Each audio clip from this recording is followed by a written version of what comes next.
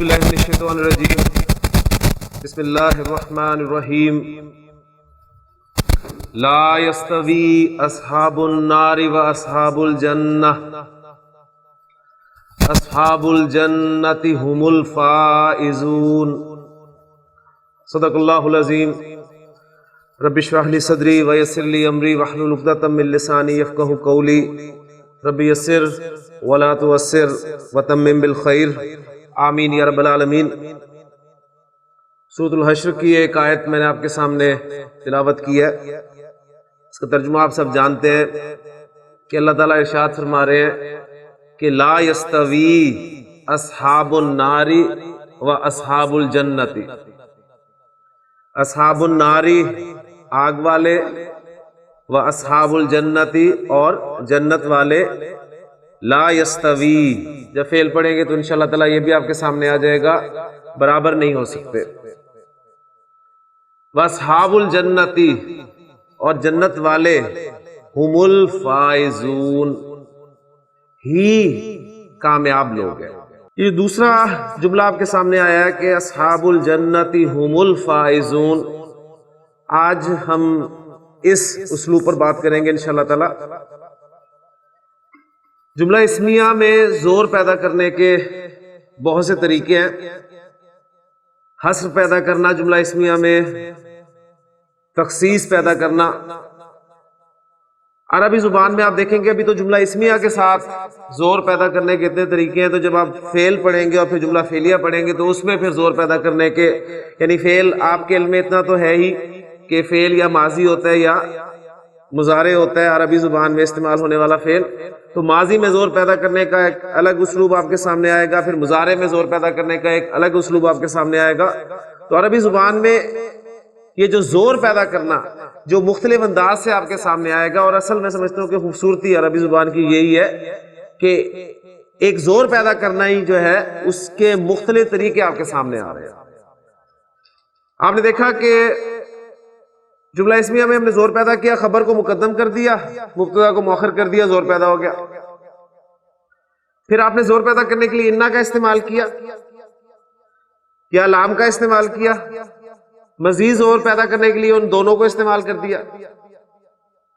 پھر حصر کا مفہوم پیدا کیا آپ نے انا ما کے ذریعے سے، وہ بھی آپ کے سامنے اسلوب آ چکا ہے۔ تو آج ایک اور اسلوب آپ کے سامنے آ رہا ہے، اس پر ہم اب بات کرتے ہیں، اور انشاءاللہ تعالیٰ پھر یہ آیت اور اس جیسی قرآن مجید میں استعمال ہونے والی اور بھی آیات آپ کی سمجھ میں آئیں گی انشاءاللہ تعالیٰ۔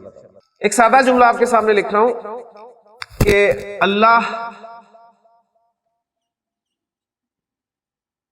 مبتدا کے طور پہ لا رہا ہوں میں اسم اللہ کو، تو مبتدا آپ کو پتہ ہے معرفہ ہوتا ہے اور حالت رفع میں ہوتا ہے، تو اسم اللہ مبتدا بن رہا ہے، اور اللہ کے بارے میں میں آپ کو خبر دے رہا ہوں کہ اللہ غفور،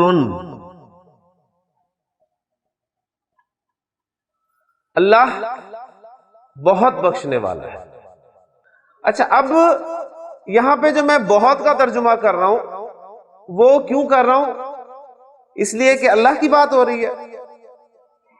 نہیں، اصل میں یہ جو آپ لفظ دیکھ رہے ہیں غفور، اس وزن پر آنے والے ذرا الفاظ پر غور کریں۔ ایک غفور آپ کے سامنے آ گیا، ایک لفظ دیکھیں آپ صبور،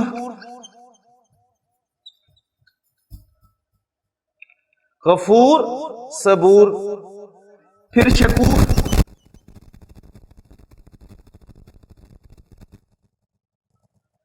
پھر اسی طرح کفور،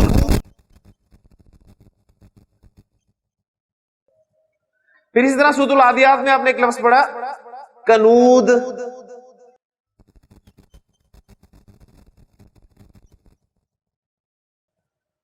پھر ایک لفظ استعمال ہوا ہے قرآن مجید میں شیطان کے لیے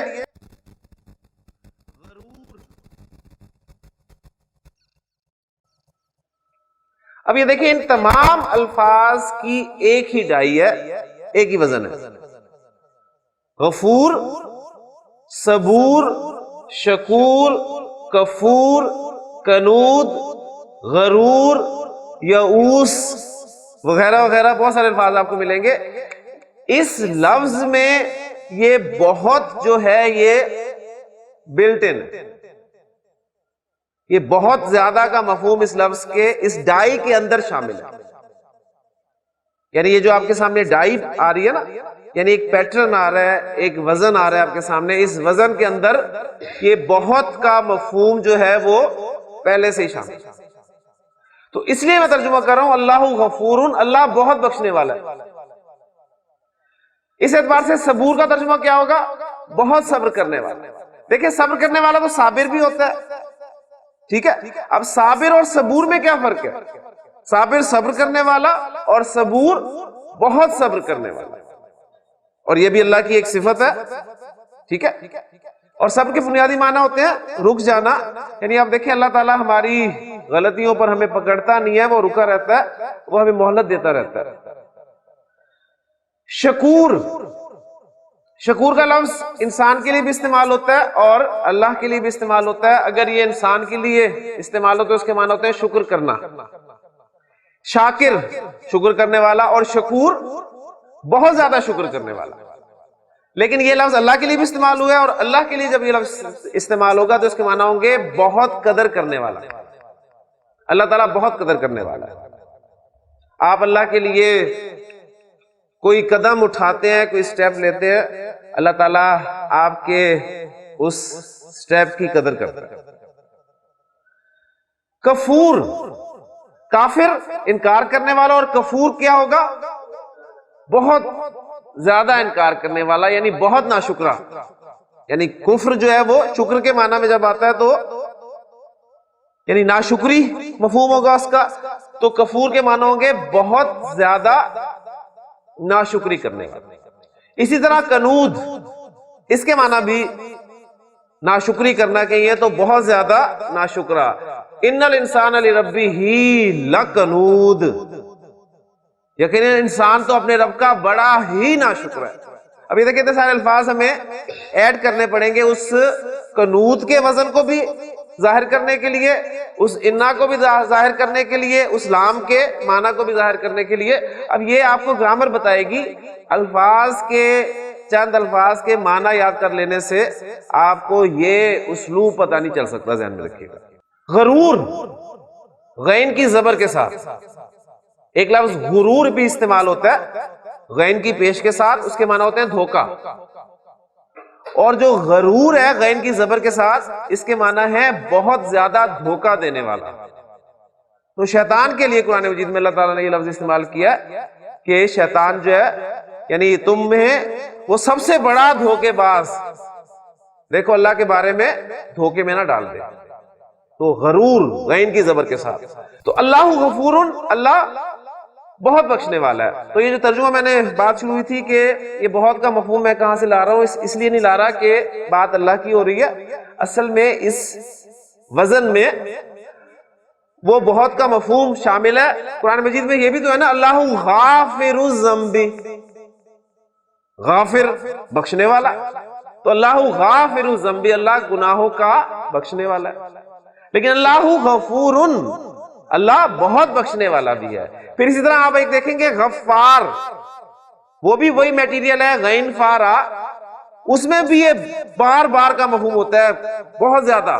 اللہ غفار، اللہ بار بار بخشنے والا. آپ نے پڑھا ہے کہ مبتدا معرفہ اور خبر نکرہ ہوتی ہے، ایسے ہی ہے نا. اچھا، ایک صورت ہوتی ہے کہ ہمارے لیے ممکن ہی نہیں ہوتا خبر کو نکرہ لانا، لہٰذا اس صورت میں میں خبر کو معرفہ لا سکتا ہوں. مثلا میں کہتا ہوں کہ ھذا زید، یہ زید ہے. اب یہاں پر دیکھیں مبتدا ھذا ہے اور زید جو ہے اس کی خبر کے طور پہ استعمال ہو رہا ہے اور زید معرفہ ہے. تو میرے لیے زید کو نکرہ لانا ممکن ہی نہیں ہے، اس لیے میری مجبوری ہے کہ میں خبر کو معرفہ لاؤں گا. ٹھیک ہے. حضرت یوسف علیہ السلام نے کیا فرمایا تھا؟ انا یوسف، میں یوسف ہوں، وہذا اخی، اور یہ میرا بھائی ہے. تو انا یوسف ہوں، یوسف کا لفظ جو ہے وہ خبر کی جگہ پر آ رہا ہے، اور خبر آپ کی ہم نے پڑھا ہے کہ نکرہ ہوتی ہے، لیکن جہاں ہمارے لیے ممکن ہی نہ ہو خبر کو نکرہ لانا، وہاں پر ہم خبر کو معرفہ لا سکتے ہیں. اب یہاں پر ہمارے لیے خبر کو نکرہ لانا ممکن ہے، اللہ غفور، اللہ بہت بخشنے والا ہے، لیکن اگر میں اس خبر کو جو نکرہ خبر ہے سے معرفہ کر دوں تو جملہ کیا بنے گا جی؟ اللہ، یعنی نکرہ کو معرفہ بنانا آپ کو الحمدللہ آتا ہے. کیا کرتے ہیں؟ نکرہ اسم کے شروع میں الف لام داخل کر دیتے ہیں، ٹھیک ہے، جس سے وہ نکرہ اسم جو ہے معرفہ ہو جاتا ہے. تو یہ جو غفورن کا لفظ ہے میرے پاس، اس میں میں الف لام داخل کر رہا ہوں اور یہ بن گیا آپ کا الغفور. ال کا حمزہ حمزۃ الوصل ہے، لہٰذا جب پیچھے سے ملا کر پڑھیں گے تو الف کی صورت میں لکھا رہ جائے گا، پڑھنے میں نہیں آئے گا. اللہ الغفور. اب ترجمہ کیا ہوگا؟ اب ترجمہ ہوگا اللہ ہی بخشنے والا ہے. یعنی خبر کو معرفہ لانے سے اس میں آپ دیکھیں زور پیدا ہوگا. اس سے پہلے میں کیا کہہ چکا ہوں کہ جہاں پر میرے لیے خبر کو نکرہ لانا ممکن ہی نہیں ہے وہاں پر زور پیدا نہیں ہوگا، وہاں پر میں معرفہ ہی استعمال کروں گا خبر کو، جیسے ایگزامپلز میں نے آپ کے سامنے رکھی ہے. لیکن جہاں پر میرے لیے خبر کو نکرہ لانا ممکن ہے وہاں میں اسے نکرہ لاؤں گا. لیکن اگر میں اس نکرہ خبر کو معرفہ لے آؤں تو اس سے جملے میں کیا فرق پڑے گا؟ جملے میں فرق یہ پڑے گا کہ آپ دیکھیں گے اس میں زور پیدا ہو جائے گا. اس میں اب وہ زور جو ہے مختلف الفاظ سے، میں نے پہلے بھی عرض کیا تھا، ہم اردو میں مختلف الفاظ سے اس زور کو ادا کرتے ہیں. ہی سے کرتے ہیں، تو سے کرتے ہیں، صرف سے کرتے ہیں. یہ وہ الفاظ ہیں جب ہم اردو جملے میں زور پیدا کرنے کے لیے استعمال کرتے ہیں. تو اللہ الغفور، اللہ ہی بخشنے والا ہے یا اللہ بہت بخشنے والا ہے. اس جملے میں اردو میں جو الفاظ ہیں ان کو تھوڑا سا آگے پیچھے کریں. اللہ ہے بہت بخشنے والا، یعنی اللہ ہے بخشنے والا. کیا مطلب ہے؟ اور کوئی بخشنے والا نہیں ہے، اللہ ہی بخشنے والا ہے. کلیئر ہو گیا؟ تو خبر کو آپ نے معرفہ کر دیا تو جملے میں کیا ہوا؟ زور پیدا ہو گیا. کلیئر ہو گیا؟ اچھا اب دیکھیں، اب یہ مبتدا اور یہ خبر، کلیئر؟ اب ان دونوں میں، دونوں اجزاء میں مطابقت ہو گئی چاروں اعتبارات سے. یہ بھی معرفہ، یہ بھی معرفہ، ٹھیک ہے، یہ بھی مذکر، یہ بھی مذکر، یہ بھی واحد، یہ بھی واحد، یہ بھی رفع میں، یہ بھی رفع میں. تو دونوں اسماء جب چاروں اعتبارات سے موافق ہوں، ایک دوسرے کے مطابق ہوں، تو وہ کیا بنتا ہے؟ وہ اصل میں مرکب توصیفی بنتا ہے. ایسے ہی ہے نا، وہ مرکب توصیفی بنتا ہے. تو اب کہیں اس جملہ اسمیہ میں وہ مرکب توصیفی والا شک نہ پیدا ہو کہ کہیں یہ مرکب توصیفی تو نہیں. بات سمجھ میں آ رہی ہے؟ میں اس لیے ایک آپ کو بالکل کہانی میں نے شروع سے رکھی آپ کے سامنے تاکہ آپ کو بات بالکل کلیئر ہو اور آپ کا کوئی سوال، ٹیڑھا میڑھا سوال نہ آئے سامنے. اللہ الغفور آپ کو لگے گا یہ مرکب توصیفی ہے، لیکن یہ مرکب توصیفی نہیں ہے، بلکہ ہم نے کیا کیا ہے؟ وہ جو خبر تھی ہماری نکرہ، ہم نے اس کو معرفہ کر دیا زور پیدا کرنے کے لیے. کلیئر ہو گیا؟ لیکن چونکہ شک پیدا ہوا کہ مرکب توصیفی بن گیا، اس شک کو دور کرنے کے لیے مبتدا اور خبر کے درمیان، مبتدا اور خبر کے درمیان اس جگہ پہ میں ایک حالت رفع والی ضمیر لے کر آؤں گا. کیا کروں گا؟ حالت رفع والی ضمیر لے کر آؤں گا. حالت رفع والے ضمائر کون کون سے ہیں وہ پھر تازہ کر لیں، بار بار باتیں آپ کے سامنے آئیں گی. وہ ہوا، ہما، ہم، ہیا، ہما، ہننا، انتا، انتما، انتم، انتی، انتما، انتنا، انا، نحنو. تو میں ان 14 ضمائر میں سے، یعنی حالت رفع والے ضمائر میں سے ایک ضمیر لے کر آؤں گا، اور وہ ضمیر کون سی ہوگی؟ جو مبتدا کے مطابق ہوگی. مبتدا کے مطابق، مبتدا کیا ہے؟ واحد ہے، مذکر ہے، ٹھیک ہے. تو وہ ضمیر کون سی ہوگی؟ ہوا کی ضمیر ہوگی. لہذا میں ہوا کی ضمیر اس کے بیچ میں لاؤں گا اور اب آپ کا جملہ بن جائے گا اللہ هو الغفور. اللہ هو الغفور، ترجمہ وہی ہوگا اللہ ہی بخشنے والا ہے.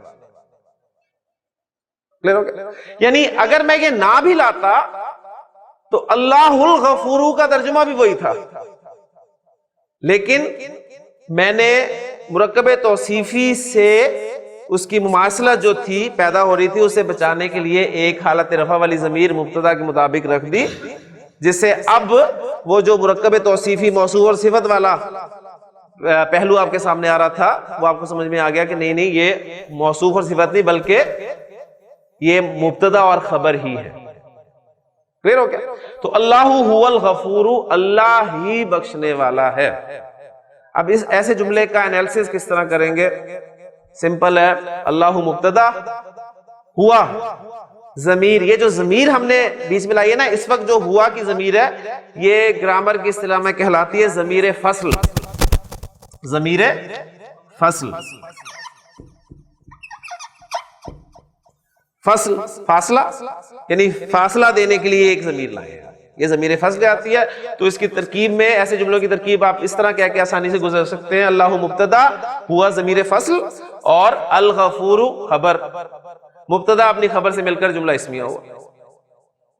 ایک ترکیب اس طریقے سے کی جاتی ہے جو آسان ہے، اور ایک ترکیب اس طریقے سے بھی کی جاتی ہے ایسے جملوں کی کہ اللہ کو مبتدا مانا، پھر اس کے بعد ہوا کو پھر ایک مبتدا مانا، الغفور کو اس کی خبر مانا، مبتدا اور خبر کو جملہ اسمیہ بنا کر اس مبتدا کے لیے خبر بنا لیا، اور پھر مبتدا اور خبر مل کر جملہ اسمیہ بن گئے. تو یہ تھوڑی ذرا لمبی اور پیچیدہ ترکیب ہو جاتی ہے، یہ آسان ہے جو میں نے آپ کو بتائی ہے. اللہ مبتدا، ہوا ضمیر فصل، بس کافی ہے اتنا ہی، اور الغفور خبر، مبتدا خبر کے ساتھ مل کر جملہ اسمیہ بن گئے. کلیئر ہو گیا جی؟ تو یہ جملے میں آپ دیکھیں حصر کا مفہوم پیدا ہو گیا، تخصیص پیدا ہو گئی کہ اللہ ہی بخشنے والا ہے اور کوئی بخشنے والا نہیں ہے. سٹیپس آپ کے سامنے آ گئے ہیں، بعد میں نے آپ کو تفصیل سے سمجھا دی ہے. آپ اب جملہ سادہ جملہ اسمیہ ہے، اس میں آپ یہ ہی کا مفہوم اگر پیدا کرنا چاہتے ہیں، یعنی حصر کا مفہوم لانا چاہتے ہیں، تو سٹیپس آپ کے سامنے کیا ہیں؟ ایک یہ کہ آپ مبتدا اور خبر کے درمیان میں ایک حالت رفع والی ضمیر لائیں جو مبتدا کے مطابق ہو. ٹھیک ہو گیا؟ اور خبر کو معرفہ کر دیں. 2 سٹیپس ہیں انشاءاللہ تعالیٰ. آپ دیکھیں اسی طرح آپ کے جملے جو ہے بننے شروع ہو جائیں گے انشاءاللہ تعالیٰ. اب میں آپ کے سامنے جو میں نے آیت پڑھی تھی سورۃ الحشر کی کہ لا یستوی اصحاب النار و اصحاب الجنت و اصحاب الجنت هم الفائزون، وہ میں آیت رکھتا ہوں اور آپ کے سامنے انشاءاللہ تعالیٰ اسلوب جو ہے بالکل کلیئر ہو جائے گا. اصحاب الجنت مضاف مضاف الیہ مبتدا، ٹھیک ہے. اصحاب الجنت جنت والے، اب اس کا ترجمہ کر رہے ہیں جنت والے. اب اس میں مرکب اضافی کا وہ کاکے کی ڈھونڈنے کی کوشش نہیں کریں گے، جنت کے اصحاب لا سکتے ہیں، لیکن عام اردو محاورے میں آپ کیا استعمال کریں گے؟ جنت والے. آپ کہنا چاہتے ہیں جنت والے کامیاب ہیں. اصحاب الجنت فائزون، اصحاب الجنت فائزون، جنت والے کامیاب ہیں. سمپل جملہ. مبتدا آپ کا معرفہ، کہاں معرفہ ہے؟ مضاف الی المعرفہ معرفہ ہوتا ہے، اور خبر آپ کی نکرہ. مبتدا نکرہ کمبینیشن، معرفہ نکرہ کمبینیشن جو ہے آپ کا مبتدا خبر سے مل کر جو ہے وہ جملہ اسمیہ بن گیا. اب آپ کہنا چاہتے ہیں جنت والے ہی کامیاب ہیں، جنت والے ہی کامیاب ہیں. تو کیا کریں گے؟ میں نے 2 سٹیپس آپ کو کیا بتائے ہیں؟ مبتدا اور خبر کے درمیان کیا لائیں گے جی؟ ایک ضمیر فصل لائیں گے حالت رفع والی، اور وہ کس کے مطابق ہوگی؟ مبتدا کے مطابق ہوگی. اور مبتدا آپ کا مرکب اضافی ہے، اور مرکب اضافی میں اصل کون ہوتا ہے؟ مضاف. تو مضاف ہے اصحاب. اصحاب جمع کا لفظ ہے اور مذکر ہے، تو جمع کی ضمیر کون سی ہوگی؟ ہم. ہوا ہما ہم، آپ ہم لے آئے بیچ میں. اور دوسرا کام کیا کیا؟ وہ جو فائزون آپ کی خبر نکرہ تھی اس کو معرفہ کر دیں تو کیا بن جائے گا؟ الفائزون. تو آپ کے سامنے پورا جملہ کیا آ گیا؟ اصحاب الجنتی ہم اور پھر ال. اب یہاں پر دیکھیں پھر پرابلم ہے, ہم کا میم ساکن ہے اور لام بھی ساکن ہے, اور قاعدہ ہم نے یہ پڑھا تھا کسی بھی ساکن حرف کو جب آپ آگے ملاتے ہیں تو زیر دے کے ملاتے ہیں, لیکن اس قاعدے کے ایکسیپشنز کچھ تھے. ایک ایکسیپشن یہ پڑھا تھا کہ من کے نون ساکن کو آگے ملاتے ہوئے زبر دیتے ہیں. تو اب نوٹ کر لیں کہ جو ہم ہے اس کے میم ساکن کو آگے ملانے کے لیے پیش دیتے ہیں. تو اصحاب الجنتی ہم الفائزون, جنت والے ہی کامیاب ہیں, یعنی جنت والے ہیں کامیاب, جنت والے ہیں کامیاب, جنت والے ہی کامیاب. قرآن مجید میں اللہ تعالیٰ نے یہ بھی بیان فرمایا کہ فمن زحزح عن النار, جسے آگ سے بچا لیا گیا, وادخل الجنت, اور جنت میں داخل کر دیا گیا, فقط فاز, تو وہ کامیاب ہے. یعنی ایک کامیابی کا تصور میرا ہے, آپ کا ہے, ہم سب کا ہے. ہمارے نزدیک کامیاب کون ہے؟ یعنی ہم یہی کہیں گے جی فوری طور پہ نظر ہماری جاتی ہے دنیا کے اعتبار سے, جو جس کے پاس پیسہ ہے اور اچھا بزنس ہے, شہرت ہے, یہ سب کچھ ہے تو وہ کامیاب ہے. ڈگری ہے بڑی سے بڑی, ایک یعنی اسٹوڈنٹ کا کامیابی کا تصور کچھ اور ہوگا, ایک بزنس مین کی کامیابی کا تصور کچھ اور ہوگا, اسی طرح کسی اور فیلڈ سے تعلق رکھنے والے شخص کا کامیابی کا تصور کچھ اور ہوگا. یہ ہمارے اصل میں کامیابی کے تصورات ہے. اللہ تعالیٰ کامیابی کسے قرار دیتا ہے؟ اللہ تعالیٰ تو کامیابی اسے کہتا ہے کہ فمن زحزح عن النار, جسے آگ سے بچا لیا گیا, وادخل الجنت, اور جنت میں داخل کر دیا گیا, فقد فاز, تو کامیاب وہ ہے, یعنی وہ کامیاب ہو گیا. ہمیں کوئی ڈگری, کوئی پیسہ, کوئی سٹیٹس کی بات نہیں کی, صرف یہ کہا گیا کہ جنت میں داخل کر دیا گیا تو کامیاب ہے. تو یہاں بھی وہی الفاظ آ رہے ہیں کہ اصحاب الجنتی ہم الفائزون, جنت والے ہی کامیاب. تو یہ تھا جی آپ کا جملہ اسمیہ میں حصر پیدا کرنا. الحمدللہ بات سمجھ میں آ گئی ہے. اب مزید کچھ جو ایگزامپلز دیکھ لیتے ہیں. جملہ ہے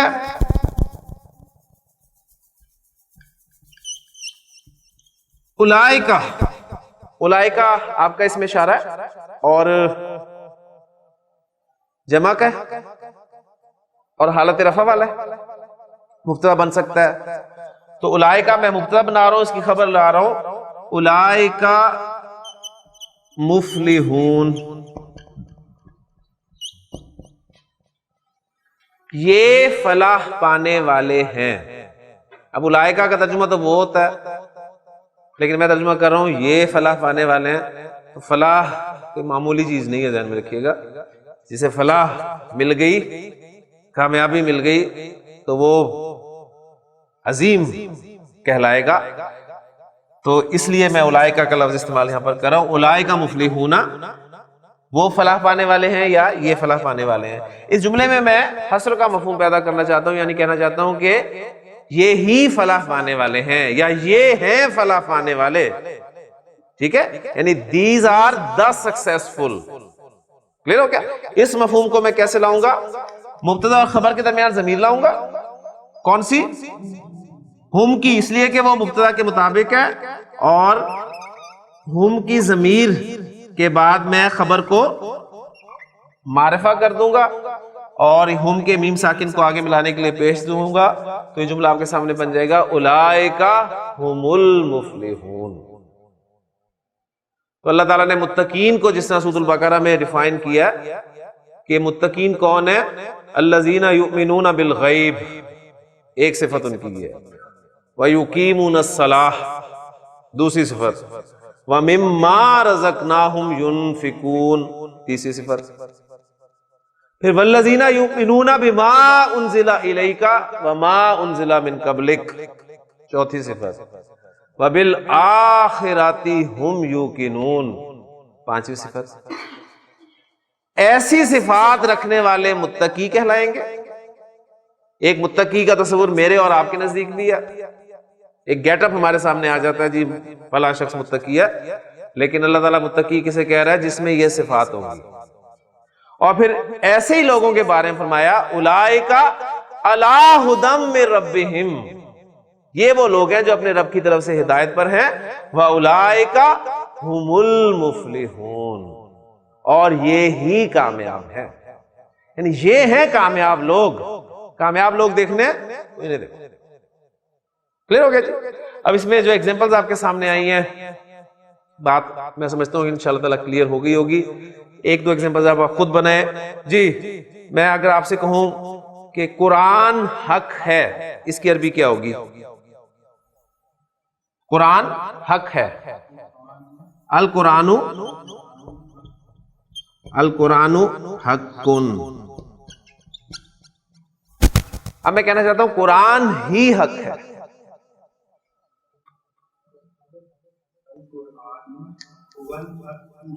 ہوا لے کیا ہے بیچ میں اور خبر کو معرفہ کر دیا. القرآن هو الحق، قرآن ہی حق ہے. یہاں تک بات الحمدللہ کلیئر ہے. اب دیکھیں اتنا زور اس جملے میں پیدا ہوا ہے، لیکن عرب جو کہتا ہے وہ کہتا ہے نہیں، اس سے بھی زیادہ اس میں زور پیدا ہو سکتا ہے. اللہ غفورن، پہلے اتنا زور تھا اللہ بہت بخشنے والا ہے. آپ نے کہا جی اللہ هو الغفور، ہی کا مفہوم پیدا ہو گیا. اب دیکھیں اس جملے میں ہم مزید تاکید پیدا کر سکتے ہیں انا کے ذریعے سے. انا کے ذریعے سے بھی اس میں مزید تاکید پیدا کر سکتے ہیں. کیسے کریں گے؟ اب وہ ٹاپک میرا ختم ہو گیا. اب میں جو ہمارے سامنے اسلوب آیا اس میں مزید زور آپ کے سامنے رکھ رہا ہوں. انا لگا شروع میں، انا نے کیا کرنا ہے؟ نصب دے دینی ہے. ان اللہ هو الغفور. ٹرانسلیٹ میں کر ہی نہیں رہا، مزہ ہی نہیں آتا ٹرانسلیٹ کرنے کا. یعنی میں صرف آپ کو سمجھا رہا ہوں، آپ سمجھیں، اب آپ اس کو صرف محسوس کریں. ان اللہ هو الغفور، اور زور پیدا کرنا چاہتے ہیں تو انا کے ساتھ لام استعمال کرتے ہیں. اب لام کہاں داخل ہوگا؟ یہاں پر داخل. ان اللہ لہو الغفور. آپ کی زبان جو ہے وہ ہاتھ کھڑے کر دے گی کہ میں ترجمہ نہیں کر سکتا. اسے آپ محسوس کر سکتے ہیں. ٹھیک ہے. ان اللہ لہو الغفور. الدارو، الدارو میں معرفہ اسم لا رہا ہوں اور حالت رفع میں لا رہا ہوں تو میں مبتدا کے طور پہ لا رہا ہوں. الدار مذکر ہے کہ مؤنث ہے؟ دار کے کیا معنی ہوتے ہیں؟ گھر. گھر کی دو عربی استعمال ہوتی ہیں، بیت اور دار. ٹھیک ہے. بیت جو ہے وہ مذکر استعمال ہوتا ہے اور دار جو ہے وہ مؤنث استعمال ہوتا ہے. الدار الاخرۃ، اس لیے آپ دیکھیں کہ الدار کو میں نے موصوف بنایا اور اس کے لیے جو میں صفت لایا ہوں الاخرۃ وہ مؤنث لایا ہوں. ٹھیک ہے. الدار الاخرۃ کا کیا ترجمہ ہوگا؟ آخری گھر. آخری گھر یعنی پچھلا گھر. یہ پورا مرکب توصیفی میں مبتدا کے طور پہ رکھ رہا ہوں. الدار الاخرۃ، آخری گھر یا اخروی گھر. زندگی کی عربی کیا ہوتی ہے؟ حیات، حیاتن. لیکن زندگی کے لیے حیاتن کے علاوہ ایک اور لفظ بھی استعمال ہوتا ہے، وہ ہے حیوانن.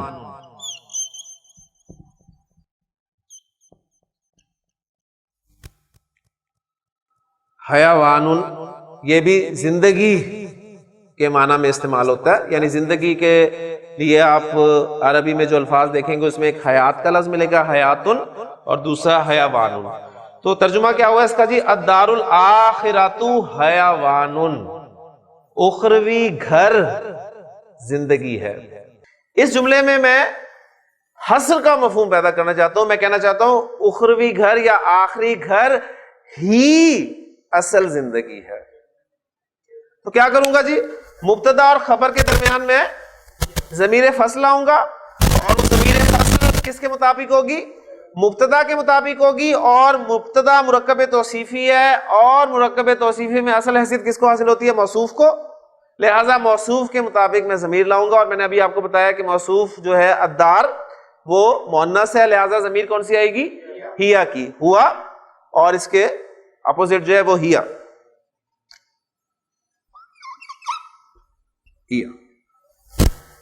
دوسرا کام کیا کرنا ہے؟ خبر کو معرفہ کر دینا ہے, الف لام داخل کر دینا ہے, اور یہ بن گیا الحیوان. تو الدار الاخرۃ ہی الحیوان, آخری گھر, یعنی اب اردو میں ہم آخرت کا گھر, اب آخرت کا گھر کریں گے تو آپ کہیں گے مرکب اضافی ہے, لیکن اردو محاورے میں آخرت کا گھر جو ہے وہ اردو محاورہ ہے, عربی میں آخرت کے گھر کے لیے مرکب توصیفی آپ استعمال کریں گے, ہر زبان کا اپنا محاورہ ہے. الدار الاخرۃ ہی الحیوان, آخرت کا گھر, اخروی گھر ہی اصل زندگی ہے. ہاں جی, اب اس میں مزید زور پیدا کرنا ہے, انا داخل کریں. انا کی وجہ سے کیا ہوگا؟ مبتدا نصب میں گیا, مبتدا یعنی موصوف نصب میں گیا تو صفت تو فالو کرتی ہے موصوف کو, وہ بھی اسے دیکھ کر حالت نصب میں چلے گی. تو ان دار الاخرۃ ہی الحیوان, مزید زور پیدا کرنا چاہ رہے ہیں, لام داخل کریں گے. لام کہاں داخل ہوگا؟ ہیا پہ. تو ان دار الاخرۃ لہی الحیوان, ترجمہ نہیں کروں گا. اب دیکھیں اللہ تعالیٰ آخرت انہی الفاظ کے ساتھ سمجھا رہے ہیں کہ وما هذه الحیات الدنیا الا لہو ولعب, یہ دنیاوی زندگی تو صرف کھیل اور تماشا ہے. وَإِنَّ الدَّارَ الْآخِرَةَ لَهِيَ الْحَيَوَانُ لَوْ كَانُوا يَعْلَمُونَ. اصل الفاظ جو ہیں وہ یہی ہیں کہ کاش یہ لوگ جان لیں جی. انشاءاللہ کل ہم جملہ اسمیہ کو منفی بنائیں گے, اور پھر انشاءاللہ تعالیٰ ایک دو ٹاپکس ہمارے اور ہیں جملہ اسمیہ کے, اس کے بعد ہمارا فعل شروع ہو جائے گا. سبحانک اللہم و بحمدک اشہد ان لا الہ الا انت استغفرک و اتوب الیک.